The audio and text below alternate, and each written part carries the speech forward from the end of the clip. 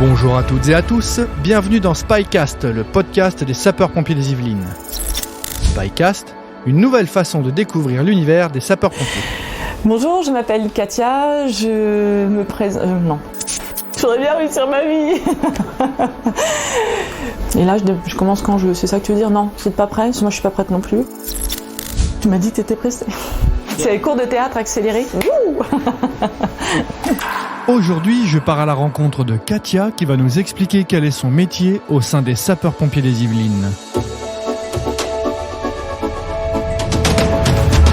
Bonjour Katia, qui es-tu? Bonjour, je m'appelle Katia, je suis infirmière sapeur-pompier au groupement Santé Est. Je viens vous présenter ma profession d'infirmière. Action!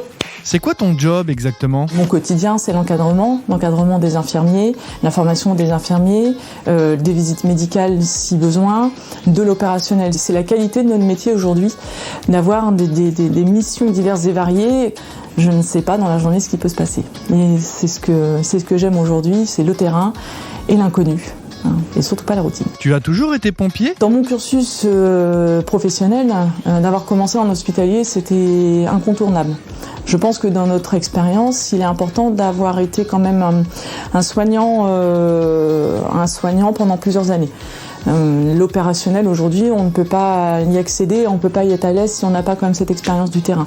Donc d'avoir été quelques années en service d'urgence et de SMUR, c'est la qualité qu'on recherche chez l'infirmier, le sapeur-pompier. Et je pense, le regret de ne pas avoir travaillé dans le service hospitalier. Y a-t-il une place pour les émotions en intervention? Je pense qu'en tant que soignant, secouriste, quand on est dans notre action, on a ce mécanisme un petit peu de travailler en phase 1, phase 2, phase 3. Et le côté émotionnel, je pense qu'on le met pas vraiment on le met de côté, en fait. Je pense qu'on met de côté. Sincèrement, c'est pas parce qu'on n'a pas de cœur, parce que c'est jamais le cas. C'est parce qu'on a ces mécanismes de protection aussi, où on rentre dans le travail, on est là dans le travail et l'émotion, ça sera après. Donc sur intervention, non.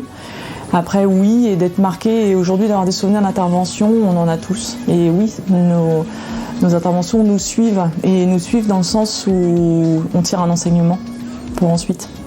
Est-ce que c'est dur de parler de soi? C'est très dur de se livrer, c'est très dur de parler de soi, pas de s'ouvrir, de parler de soi, c'est qu'est-ce qu'on dit, ce qu'on dit pas, et qu'est-ce qu'on peut dire. Qu'est-ce qu'on peut dire quand on est soignant? Qu'est-ce que les gens peuvent entendre? Oui, c'est compliqué. Merci d'avoir écouté Spycast. Retrouvez l'intégralité de nos podcasts sur toutes les plateformes de streaming audio gratuitement.